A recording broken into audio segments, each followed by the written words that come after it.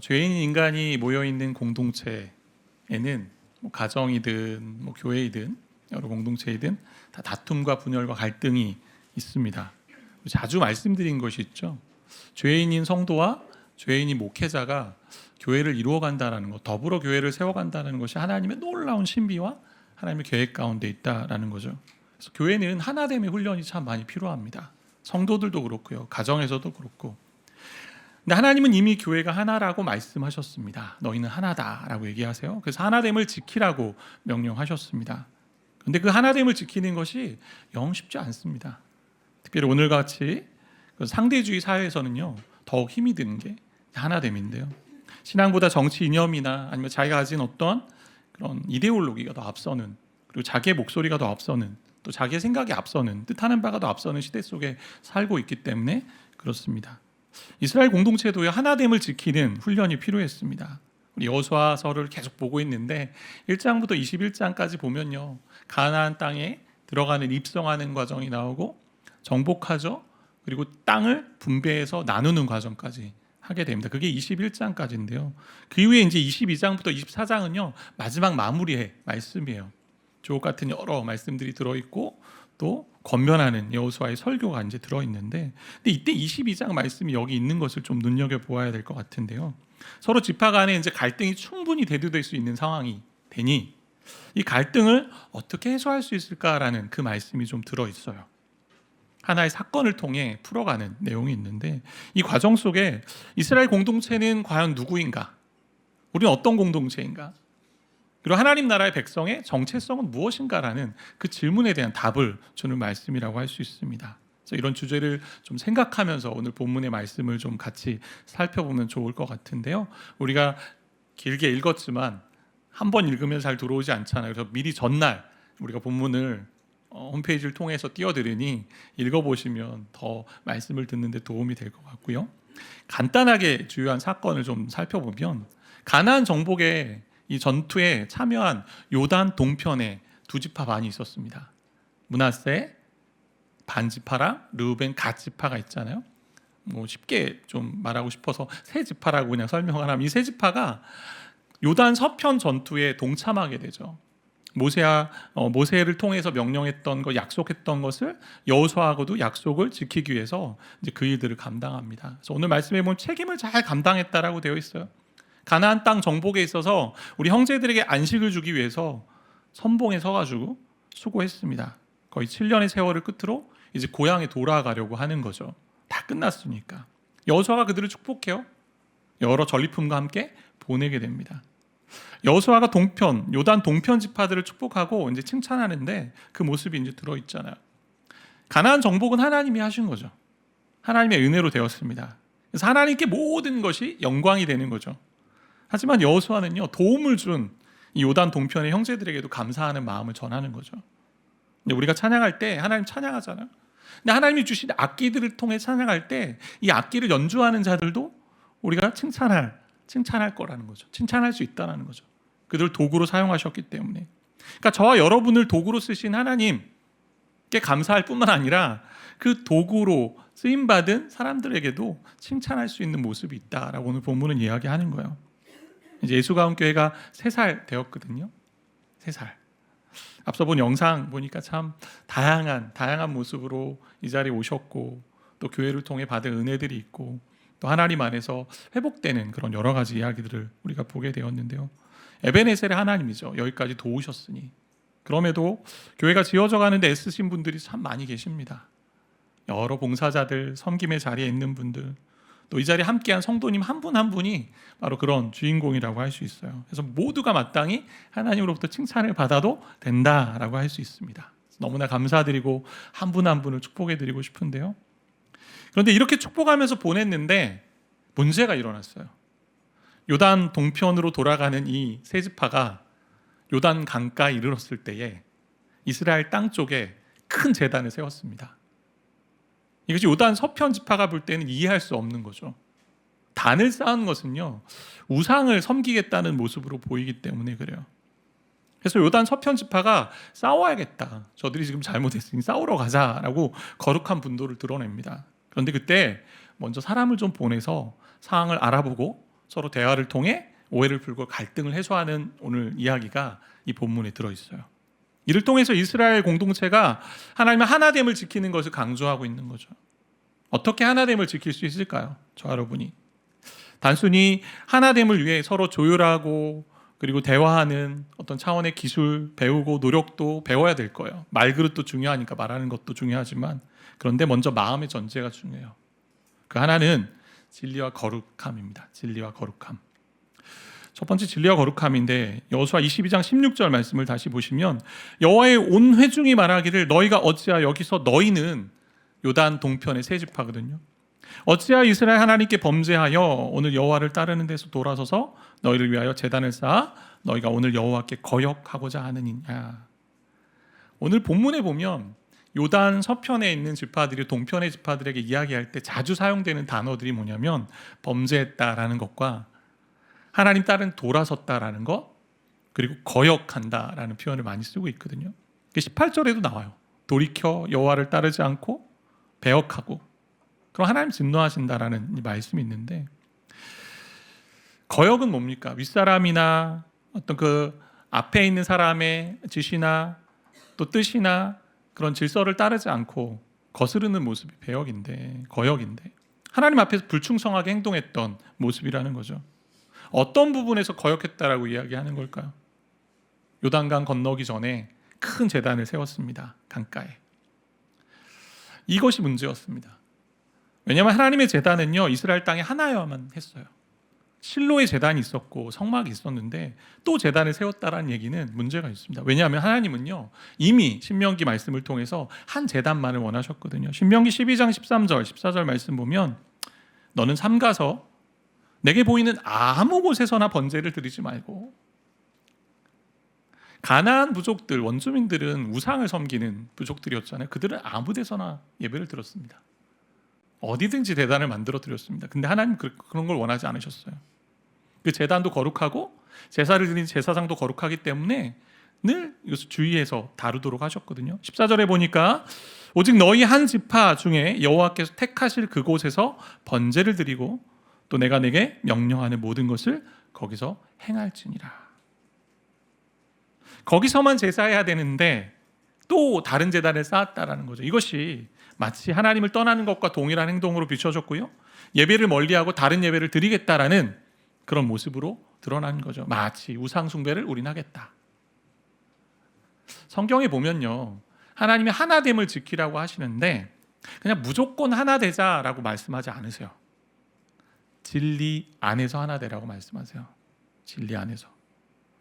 그래서 여호수아가 요단 동편의 지파들이 떠날 때 축복하면서 동시에 강하게 권면한 구절이 있습니다. 5절 말씀인데요, 우리 함께 이 말씀을 좀 잘 눈여겨보면서 읽었으면 좋겠는데요, 여호수아 22장 5절 말씀입니다. 오직 여호와의 종 모세가 너에게 명령한 명령과 율법을 반드시 행하여 너희 하나님 여호와를 사랑하고 그의 모든 길로 행하며 그의 계명을 지켜 그에게 친근히 하고 너희의 마음을 다하며 성품을 다하여 그를 섬길지니라 하고. 신명기에 있는 말씀을 다시 한번 또 풀어내는 건데요, 모세를 통해 여호와께서 명령하신 모든 명령과 율법을 다 지켜 행해야 된다. 근데 어떻게 해요? 여호와 하나님을 사랑하는 마음으로 마음과 성품을 다해. 가까이 하라는 얘기는 늘 들러붙어 있다라는 건데, 친근히 하다는 것. 그러니까 그 말씀을 지키는데요, 여호와 사랑하는 마음으로 지켜야 된다라고 오늘 말씀하고 있는 거죠. 이제 7년의 전투를 마무리하고 돌아가는 지파들에게 이제 가서 잘 살아. 전리품 많이 이제 챙겨가니까 가서 잘 나누고 즐겁게 살아. 그렇지만 성읍 방비를 잘하면서 살아. 이렇게 권면하고 부탁하지 않아요. 하나님 주신 명령을 반드시 지키고 행하라는 거죠. 여호와를 사랑하는 마음으로, 그분을 친근히 하면서. 그러니까 하나님 사랑하기 때문에 하나님 말씀 따라 살라라는 것입니다. 그래서 하나님 사랑하는가, 하나님 예배하는가라는 얘기를 하고 있는 거예요. 이 한국 교회를 볼 때 목회자인 저뿐 아니라 또 성도들, 또 여러 목회자들 이렇게 삶을 볼 때 성경을 읽고 말씀을 들으면서도 정작 본인이 가지고 있는 기준과 고집을 내려놓지 못하는 모습들을 자주 보게 된다는 거죠. 하나님 말씀이 근거가 돼야 되는데 자기의 경험이나 혹은 어떤 한 사람의 이야기만 더 많이 이제 어떻게 해요? 구독해서 듣는 거죠. 그 사람만 계속 듭니다. 그래서 마치 그분의 이야기가 하나님의 말씀인 것처럼, 그리고 말씀보다 더 위에 있는 것처럼 놓을 때가 있다라는 거죠. 그러면 가톨릭과 별반 차이가 없습니다. 교황의 말이 하나님 말씀보다 위에 있기 때문에. 이 성경의 이야기는요, 제 생각과 제 상황에 맞지 않으면 목사님 이것은 제가 지킬 수 없는 것 같아요. 제가 A라는 부분을 지키겠는데 이 B는요 저는 못 지킬 것 같아요. 마치 자신이 하나님이 된 것처럼 놓지 못한 일들이 우리 안에 일어날 수 있다는 거죠. 그러기에 말씀을 꾸준히 대하셔야 돼요. 앞에서 본 것처럼 하나님을 친근히 하라는 얘기는 가까이 하라는 얘기고 말씀에 붙어 있으라는 얘기거든요. 이제 105세를 바라보시는 박희천 목사님, 내수동교회 원로 목사님이신데 제가 종종 이야기했던 분이에요. 지금 보니까 한 3-4번 이야기한 것 같은데 성경을 정말 열심히 읽으신 분입니다. 목회자들에게도 성경 읽기를 매우 강조하신 분이신데요. 이분이 처음에 성경을 읽어야겠다, 열심히 읽어야겠다라고 하면서 자극을 받았던 이야기가 있어요. 최원초 목사님을 닮아야겠다라는 마음에 그렇게 시작하셨대요. 최원초 목사님은 빌립보서를 3,000번 읽으시면서도 내가 빌립보서를 3,000번밖에 읽지 못했다라고 고백하셨던 분이고, 요한계시록을 10,000번 읽으셔서요, 새벽 기도를 이제 마치고 나면 교회에서 요한계시록을 20분 정도 암송하고 떠나셨다는 거예요. 그 얘기를 듣고 그분을 보면서 박희천 목사님도 성경 연구에 매진하신 거죠. 하루에 7시간, 8시간, 많게는 11시간, 90세가 넘으셨을 때에도 하루에 3시간, 4시간을 읽으셨대요. 이분의 고백이 그렇게 많이 읽으셨음에도 성경 전체를 태산에 비유하자면 저는 그냥 태산 한 모퉁이 긁다온 것 같습니다. 그리고 히말라야에 가보지 않은 사람이 히말라야에 대해 말할 수 없습니다. 성경을 먹어야 성경이 나옵니다 라고 이야기하셨습니다. 목회자들에게 주는 말씀이기도 하지만 모든 성도가 들어야 될 말씀이라고 저는 생각합니다. 그래서 저와 여러분이 성경을 중심으로 진리 가운데 하나됨을 지켜야 된다는 거죠. 그래서 그 말씀, 그 복음을 잘 알아야 돼요. 말씀을 자주 읽어야 되는 이유, 말씀을 계속 먹어야 되는 이유가 거기 있습니다. 하나됨의 근거가 성경이어야 되기 때문에. 여기서 조금, 저기서 조금 얻은 것 가지고 신앙생활 하면 안 돼요. 그러면 성장하지 못합니다. 그렇게 조금씩 듣고 자라면요, 그 사이사이에 세상의 지식이 들어오고 내가 가진 경험이 들어오면서 이것이 마치 성경 말씀이 내 삶에 적용될 때 내 기준을 가지고 적용하면서 이용하고 살아간다라는 거죠. 그럼 내가 복음이 되는 거죠. 말씀을, 성경을 꾸준히 읽어가는 자세가 참 신앙인의 자세가 되어야 합니다. 그래야 성경이 진리가 근거가 돼서 하나가 될 수 있어요. 그런 진리 가운데 하나됨을 지키는 삶이요, 거룩함을 추구하는 삶이기도 하죠. 거룩함은 왜요? 세상과 다른 삶이고 구별된 삶이잖아요. 성경을 근거로 해야만 구별됩니다. 우리 삶이 성경 없이 그냥 내가 가지고 있는 어떤 경험이나 지식을 가지고 하면요, 세상 사람들도 동일한 것 가지고 살아요. 근데 말씀을 가지고 살아내야 된다는 거죠. 하나님 진리 안에서, 참된 말씀 안에서 하나됨을 계속 유지하기 원하세요. 그래서 저와 여러분이 성경을 펴셔야 돼요. 읽으셔야 돼요. 차를 타고 가면서 듣는 것 좋습니다. 안 하는 것보다 나아요. 그러나 읽어보세요. 입으로 낭독하세요. 그럴 때 진리 가운데 계신 주님을 더 사랑하게 되고요, 주님을 가까이 함으로 말미암아 더욱 예배하게 되는 마음이 살아납니다. 그런 마음으로 진리 가운데 하나됨을 이루어갈 때 여러분이 가지고 있는, 여러분이 소속된 그런 공동체, 또 교회가 성장하고요, 분열과 다툼이 없는 하나됨을 이루며 아름답게 자라게 된다는 거죠. 두 번째는 사랑과 연합인데요, 이스라엘 자손이 요단 동편 지파가 큰 제단을 쌓았다고 듣자 전쟁하러 막 나가려고 했어요. 그런데 그렇게 전쟁을 불사하겠다고 각오하고 행동하기 전에 우리가 상황만 보지 말고 충분히 좀 조사해보고 동기를 파악해보자라는 마음이 있었던 것 같아요. 그래서 조사단을 파견합니다. 비느하스라는 우리 제사장이죠. 제사장과 요단 서편에 있었던 10지파의 대표를 뽑아서 11명이 함께 조사단으로 파견됩니다.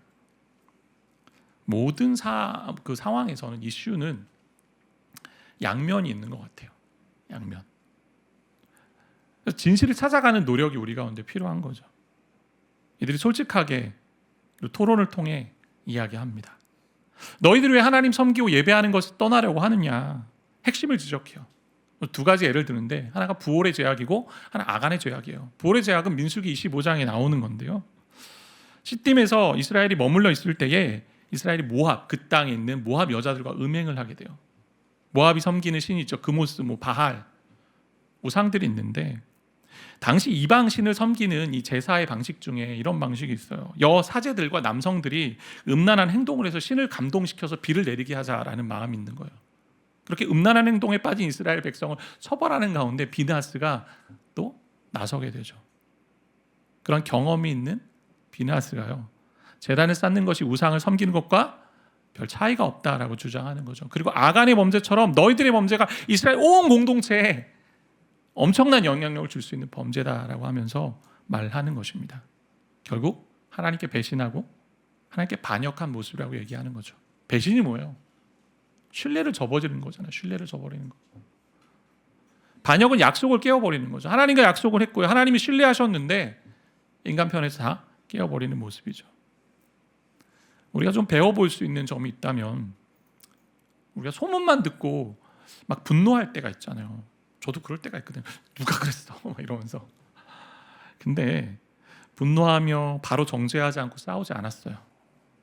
가서 그들의 상황이 어떠한지, 이왕이면 이전의 경험이 있는 충성스러운 사람을 보내서 상황을 파악하게 합니다. 그러면서 요단 서편의 지파가 추구하는 방향, 핵심이 무엇인지를 전해요. 단지 우리 기분이 나쁘다, 너희가 그런 행동하니까 우리가 불쾌하다, 이렇게 얘기하지 않습니다. 문제를, 본질의 문제를 이야기하죠. 오해하기 위해 태어난 존재가 저와 여러분이잖아요. 네. 당신은 사랑받기 위해 태어났지만 당신은 오해받기 위해 태어난 존재가 저와 여러분인데, 오해는 대다수 소문을 듣고 이제 스스로의 생각과 들은 것만 가지고 판단하다 보니까 생기는 것 같죠. 모든 사람의 사연이 있는데 그 오해를 풀어내기 위해 마음을 열고 진리 안에서 사랑으로 듣고 말해야 한다라는 거죠. 요단 서편 비느하스와 10명의 대표단이 강하게 질책합니다. 요단 동편에 있는 사람들에게. 근데 그럼에도 동시에 대안을 제시합니다. 오늘 22절 19절 말씀인데, 그런데 너희의 소유지가 만일 깨끗하지 아니하거든 여호와의 성막이 있는 여호와의 소유지로 건너와서 우리 중에 소유지를 나눠 가지자. 다른 제단 쌓는 이유가 그 요단 동편의 땅이 깨끗하지 않아서, 너희가 이제 갈 곳이 깨끗하지 않아서 이렇게 성막을 쌓았다면, 제단을 쌓았다면 여호와의 성막이 있는 여호와의 소유지에 와서 우리와 땅을 나눠 가지자. 결국 자기들도 희생할 각오를 가지고 문제 대안을 풀어갈 대안을 제시하는 거죠. 상대에게 잘못한 일이 드러나서 책망한다 해도 무조건 비판만 하는 것이 아니고 대안을 제시합니다. 해결책을 제시합니다. 죄인 인간은요, 주로 오해와 갈등을 풀어내는데 이런 전제를 가지고 자꾸 풀어내는 것 같아요. 죄인 인간, 저의 모습을 봐도 그렇고, 나는 옳고 너는 틀리다. 나는 옳고 당신은 틀렸어. 조금 더 열린 마음으로 대하고 때론 내 것을 포기하고 내가 희생하면서 관계를 세우기 위한 마음을 볼 수 있다는 거죠. 이런 모습이 저와 여러분의 가정과 교회 공동체 안에 아름다운 그리스도인의 문화로 자리해야 된다는 겁니다. 이 요단 동편 지파의 반응이 이렇게 됩니다. 22절 보니까요, 전능하신 자 하나님 여호와, 전능하신 자 하나님 여호와께서 아신다라고 되어 있어요. 우리가 거역하는 것, 범죄하는 것도 아닙니다. 24절 같이 함께 읽어볼까요? 우리가 목적이 있어서 수혜하고 이같이 하였노라. 곧 생각하기를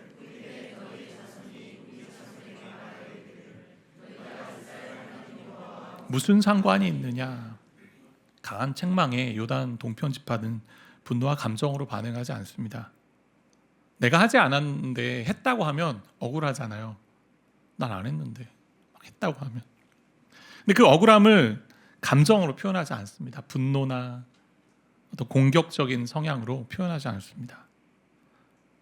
이들이 얘기하는 것, 첫 번째, 전능하신 자 하나님 여호와. 전능하신 자 하나님 여호와가 우리의 모든 것을 다 알고 계세요. 하나님 다 알고 계세요. 하나님 다 알고 계세요. 우리의 선한 의도와 목적을 하나님이 알고 계신다. 그래서 모든 우리의 행동에 증인이 하나님이시다라고 말씀하는 거예요. 그러면서 문제의 핵심을 잘 설명하죠. 목적이 있어서 세웠다. 어떤 목적일까요? 동편으로 갔는데 요단강이라는 게 큰 경계처럼 보이는 거죠. 느껴지는 거죠, 이들에게는. 그럼 이제 후손들이, 우리의 후손이 있는데 요단 서편 가나안 땅에 있는 그 10지파의 후손들이요, 요단 동편의 사람들에게 그들을 보면서 이 경계선을 볼 때 우리가 같은 민족이 아니구나, 우리가 같은 백성이 아니구나. 그래서 실로에 와서 제사 드리지 못하게 할 거고, 또 여호와를 경외하는 건 너희는 하지 마라 라고 할 수 있기 때문에, 그게 두려운 마음에 이야기한 거예요. 그래서 제단을 세우는데 27절에 보니까 그런 목적이 이제 명확하게 좀 드러나는데요. 우리가 여호와 앞에서 우리의 번제와 우리의 다른 제사와 우리의 화목제를 섬기는 것을 우리와 너희 사이에, 우리의 후대 사이에 증거가 되기 위해서 한 거라는 거예요. 우리가 너희와 하나님의 동일한 백성이야. 너희와 동일하게 하나님을 섬기는, 하나님 예배하는 우리도 이스라엘 백성이야. 그것을 증명하고 싶어서 증거가 되기 위해 제단을 쌓았다는 사실입니다. 결국 요단 서편지파나 동편지파 동일하게 같은 방향, 같은 목적을 가지고 있었습니다. 진리 안에서 하나 된 모습이었어요. 그러니까 하나님의 백성이라는 정체성을 지키고 싶었고요. 그래서 하나님만 예배하고 싶고 하나님만 경외하고 싶은 마음이 있었습니다. 이것이 이스라엘의 연합의 마음이었죠. 잠언 15장 1절에 보면 새 번역이 이렇게 기록되어 있는데요. 부드러운 대답은 분노를 가라앉히지만 거친 말은 화를 돋운다. 부드럽게 대화하면 분노를 가라앉히는 일들. 요단 동편 지파는 억울해서 막 분노할 수 있었을 겁니다. 그런데 조곤조곤 이야기하는 것 같아요. 부드러운 대답으로 핵심을 명확하게 제시하며 접근합니다. 대하는 가운데 오해하는 사람에 대해서도 화도 나고, 또 일방적으로 질책하는 사람에게 대해서 불편하고 짜증하고 또 분노할 수 있음에도 불구하고 부드러운 마음으로 진리 가운데 자신들의 이야기를 하죠. 갈등 안에 있는 오해를 풀어내기 위해서는요, 서로 마음과 마음이 이어지는 대화가 필요함을 오늘 보게 됩니다. 그게 사랑이에요. 연합하고자 하는 마음이에요. 한 사람의 인격에 대한 모독이 아니라 사안에 대한 본질을 찾아가면서 어떠한 희생도 감수하겠다라는 제안을 제시하고요, 그리고 공격받았기에 나도 공격하겠다라는 마음이 아니라 문제를 제기한 것을 수용하고요, 그것을 때 확실하게 자기에 대한 이야기를, 하나님도 다 아시는 우리의 동기들을 표현한다라는 거죠. 이것이 에베소서에 나온 4장 15절에 있는 말씀처럼 행동했던 모습이라 할 수 있어요. 같이 읽어볼까요? 오직 사랑 안에서 참된 것을 하여,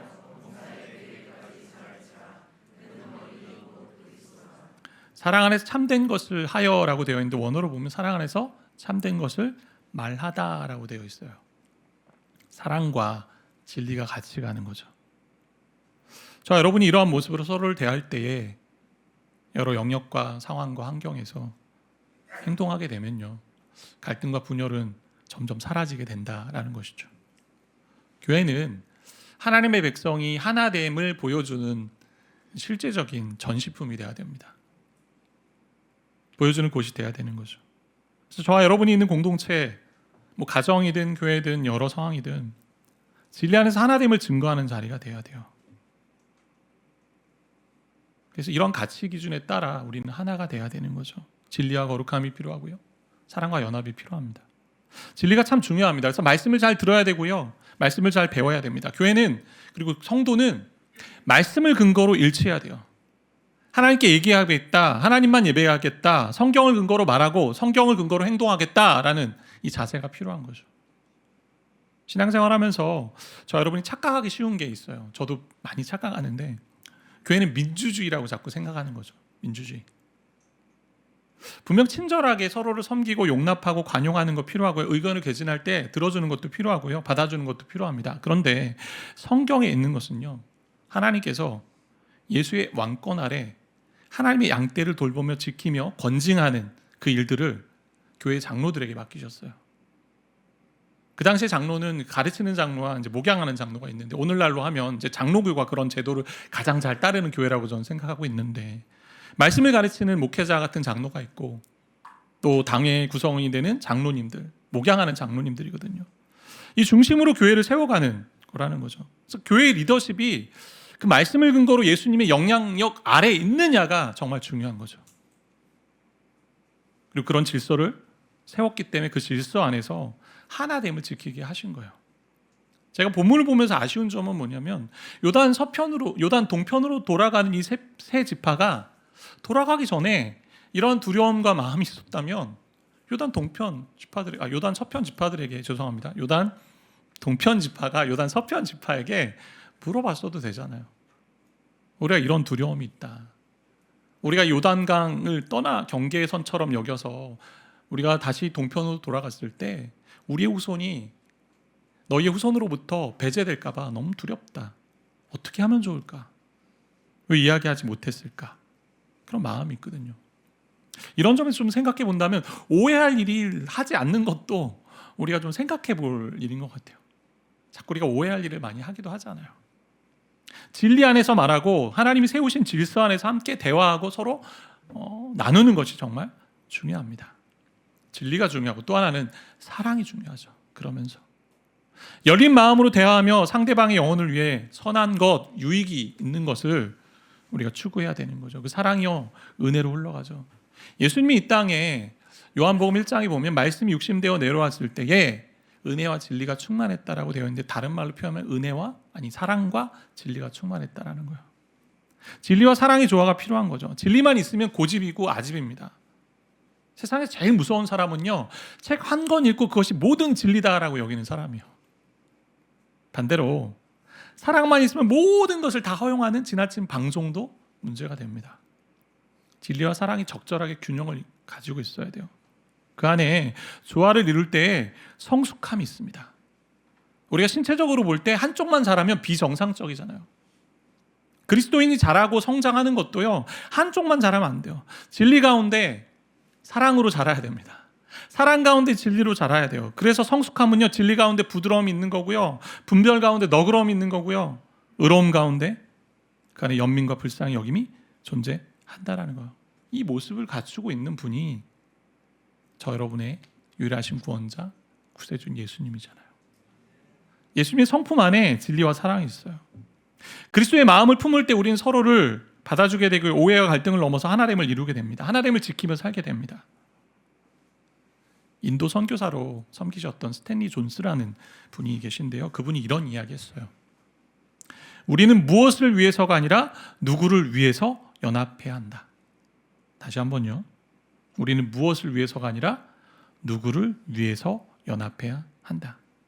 연합과 일치의 목적은요, 하나님의 목적은 우리 주님이세요. 말씀을 근거로 주님의 성품을 기억하며 진리 안에서 사랑으로 하나됨을 지키는 저와 여러분이 되어야 한다는 것입니다. 근데 너무 안타까운 것은요, 주님의 교회가 다투고 분열되기를 원하는 존재가 한 명 있죠. 사탄이 있습니다. 사탄. 스크루테이프의 편지라는 책이 있어요. 그 삼촌 악마가 조카 신참 악마에게 그리스도인들을 유혹하고 그리스도를 공격하는 다양한 전략들을 31편의 이야기로 알려주는 글인데, 그 안에 이런 글이 있습니다. 악마가 새신자에게 접근하는 방법에 대해서 이렇게 제안을 해요. 신참 악마에게 이제 알려주는 거죠. 새신자로 하여금 교회의 다른 교인들의 사소한 모습에 집중해서 교회를 싫어하게 만들라라는 거예요. 거기에 나오는 예를 보면 때로는 삐걱거리는 이제 장화를 신고 오는 교인이 있었나 봐요. 그 당시에는 음정이 맞지 않게 막 찬송을 부르는 사람, 저 사람 음정 틀렸어 막 이러면서 거기에 집중해서 교회를 싫어하게 만들라는 거예요. 일차 연합은요, 사소한 것을 좀 내려놓고 본질과 진리 안에서 하나 되는 것입니다. 그러면서 동시에 사랑으로 참된 것을 말하며 서로 마음을 여는 거죠. 그게 예수의 성품이고 예수의 마음이에요.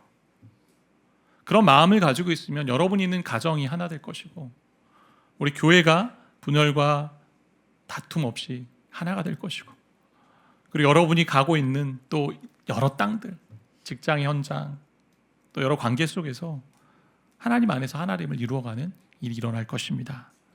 그분만 사랑하겠다, 그분만 예배하겠다는 이 진리 가운데 사랑으로 또 이 선한 목적을 가지고 공동체를 아름답게 세워가는, 또 힘써 지키는 저 여러분 되기를 바라고 축복합니다.